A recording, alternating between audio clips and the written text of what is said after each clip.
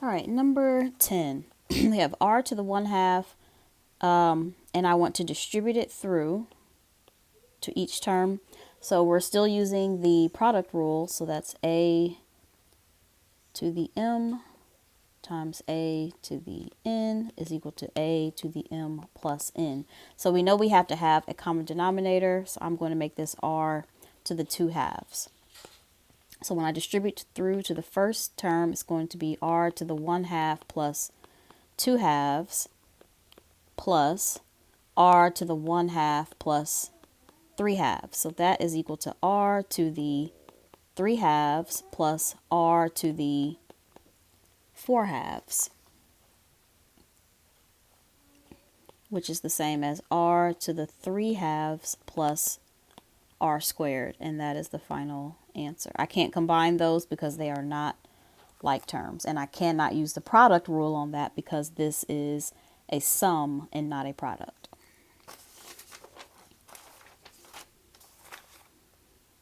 All right, number 11, have the square root of the fifth root of the cube root of x.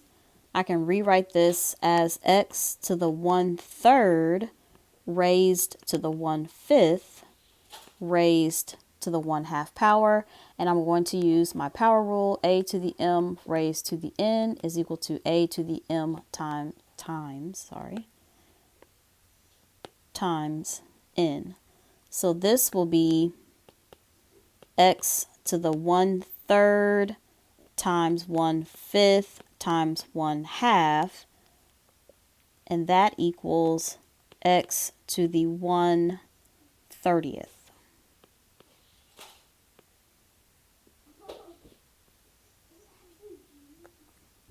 All right, number 12. Have the fourth root of 16x times the fourth root of 64x. So first I want to break down my square roots, or fourth roots, I'm sorry. So the fourth root of 16 is 2. So I have 2 fourth root of x times the fourth root of 64. I'm going to rewrite that as 16 times 4 because 16 is going to be your perfect fourth root within 64.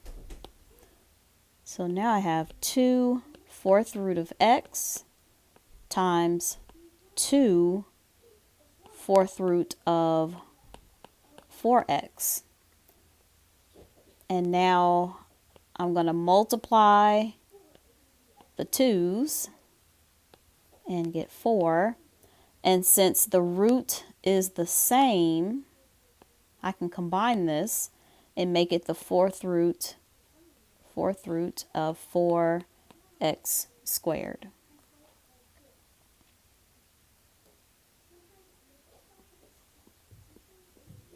All right, now this is not completely broken down and it may not be easy to see, but if I write it in another way, it may be easier for you to see it. So I'll write it this way. So now I have 4, the fourth root of 4, I'm going to write as 2 squared, and then I have x squared. Now I'm going to rewrite this portion as with a rational exponent. So I will write this as 4 times, and this will be 2 to the 2/4 and x to the 2/4. And then I'm going to reduce this 2/4 to 1/2. So that'll be 4 times 2 to the 1/2 x to the 1/2, which I can now rewrite as a square root. So that's going to be 4 square root of 2x, and that is the final answer. I hope that was not too confusing. Sometimes they're difficult to see, but just remember, if you have a perfect square under your radical and it's an even root, you can always break that down further. All right, number 13. The fifth root of negative 32, a to the ninth, b to the sixth. All right, now, negative 32, that's going to be a perfect fifth, but the others I need to rewrite. So the fifth root of negative 32, and I will write this as a to the fifth, a to the fourth. That is the same as a to the ninth. And then b to the fifth, b to the first, that's the same as b to the sixth. So now the fifth root of negative 32 is negative 2. I can pull out an a, I can pull out a b, and what is left over is the fifth root of a to the fourth, b.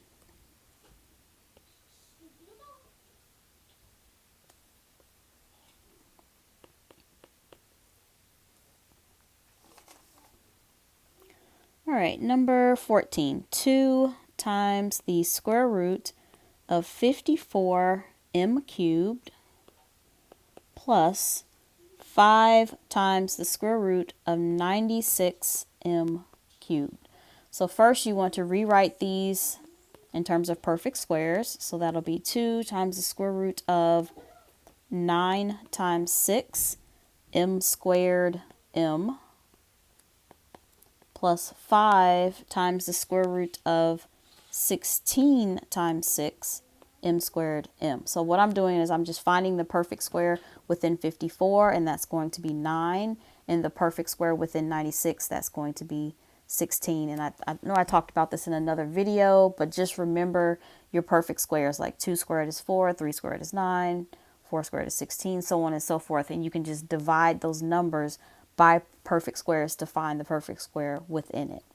All right, so now I have 2 times, and I'm just going to show every step, 2 times 3m, because the square root of 9 is 3, and that leaves the square root of 6m, plus 5 times 4, square root of 16 is 4, square root of m squared is m, and that's going to leave the square root of 6m. Multiply and get 6m, square root of 6m, plus 20m, square root of 6m. And you have like terms, so this will equal 26m, square root of 6m.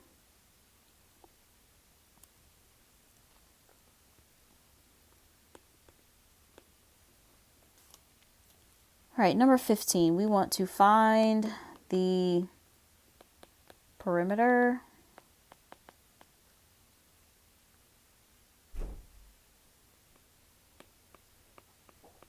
and area and estimate to the nearest whole number.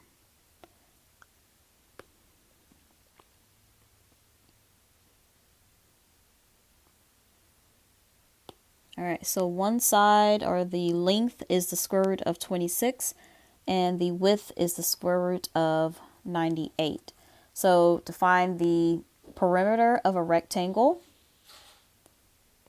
perimeter is equal to 2 times the length plus 2 times the width.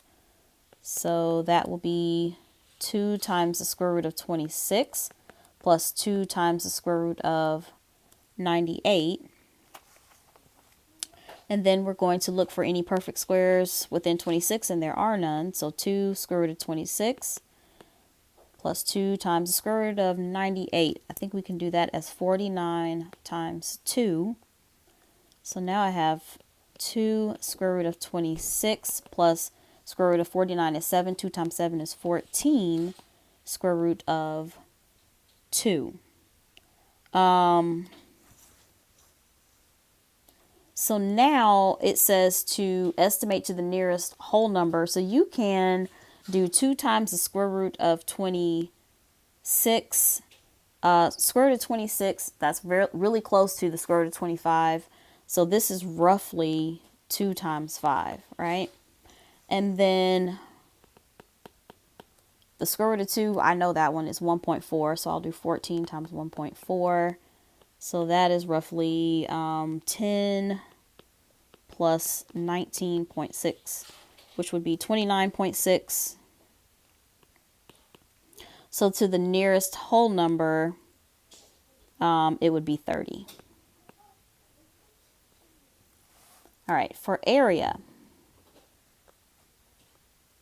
Area is equal to length times width.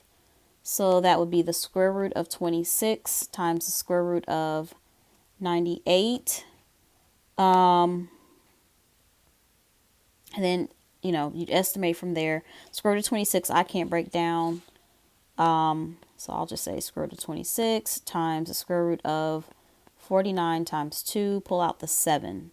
So square root of 26 times 7 square root of 2. So that's roughly 5 times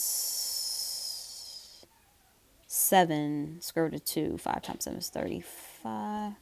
Let's see. 5 times 7 times 1.4. It's going to be roughly close to 50. All right, you can put it in your calculator and see, but it's going to be roughly close to 50. All right, number 16.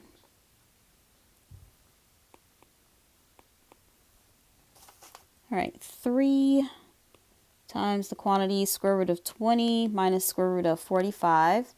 Look and see if you have any perfect squares. So that'll be 3 times the square root of 4 times 5 minus the square root of 9 times 5. So that's 3 times 2 square root of 5 minus 3 square root of 5. And now I can distribute, and I will get 6 square root of 5 minus 9 square root of 5, and 6 minus 9, that'll be negative 3 square root of 5.